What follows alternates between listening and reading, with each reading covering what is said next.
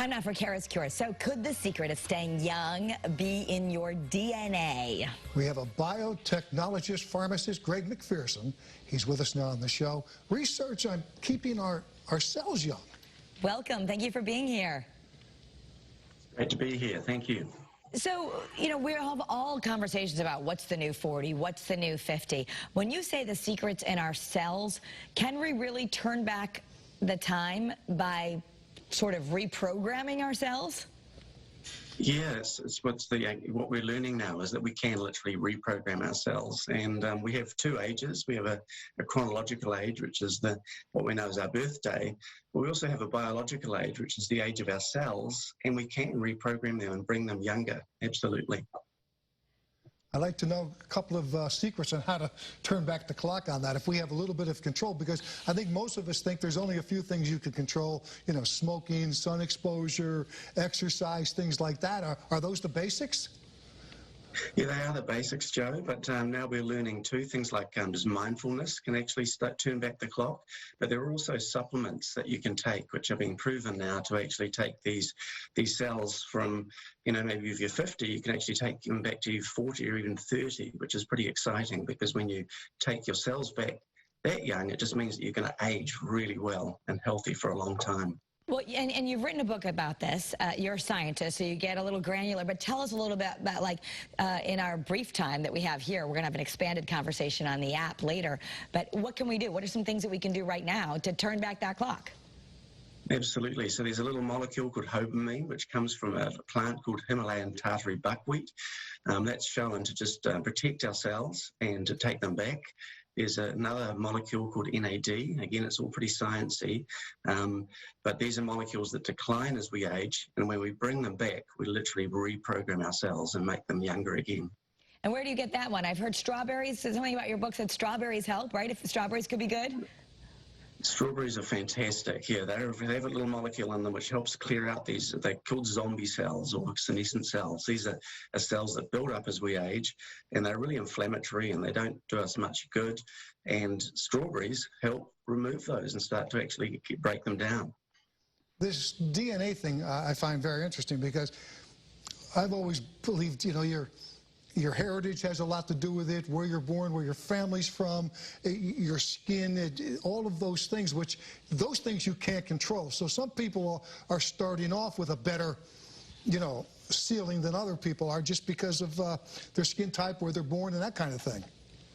Absolutely. Some people get quite lucky with, their DNA and what they get, but it's only 20% of the story.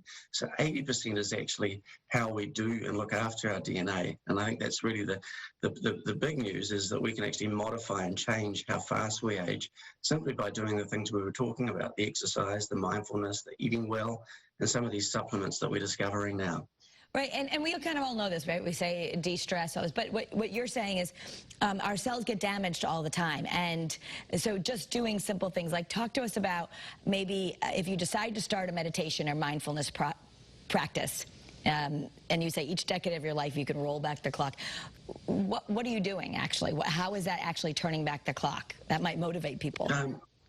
Yes, totally. So you have a little clock on your DNA, essentially. It's almost like if you imagine a CD, how it's nice and fresh when you're young, but as you get older, it gets a few scratches on it, and the information and the music is not so great. So your DNA kind of gets a wee bit scratched as you get older, and the things you do, like what we talked about just now, actually polish it up and make it look shiny and new, and that cell then operates better and healthier.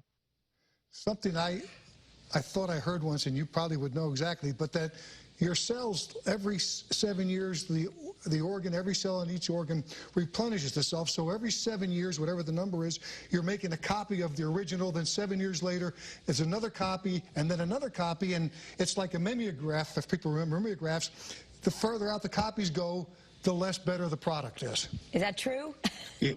Yeah, you're absolutely right, but it's a wee bit different, because that's the average, right? So for your skin cells, for example, they're actually replicating every 6 weeks or so, But your brain cells, they actually, what you've got is pretty much there for life, and they don't turn over that much.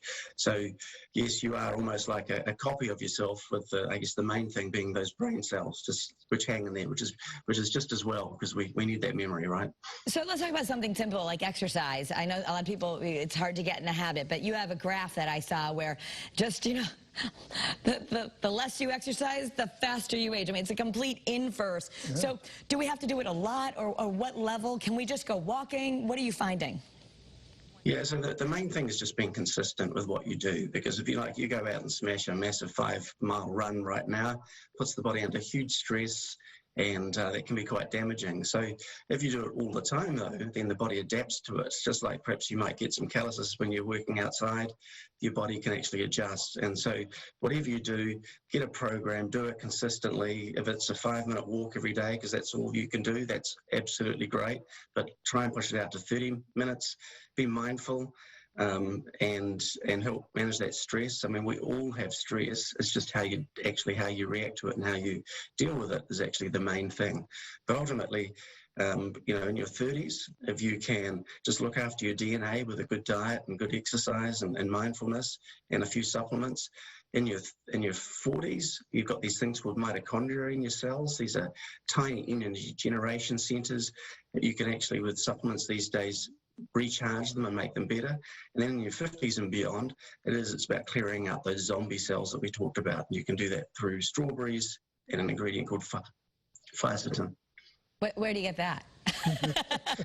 Yeah, totally. It's all sciencey. I've got a website called srw.co, and that gives you a whole breakdown on what to take and when, and that just takes the challenge out of it all. Okay. Well, and we'll be talking a little bit more. You can find this conversation, and we'll get more in depth on what you do each decade on the Channel 3 streaming app a little bit later. Thank you for being with us, Greg. Thank you so much. Bye for now. Great having you.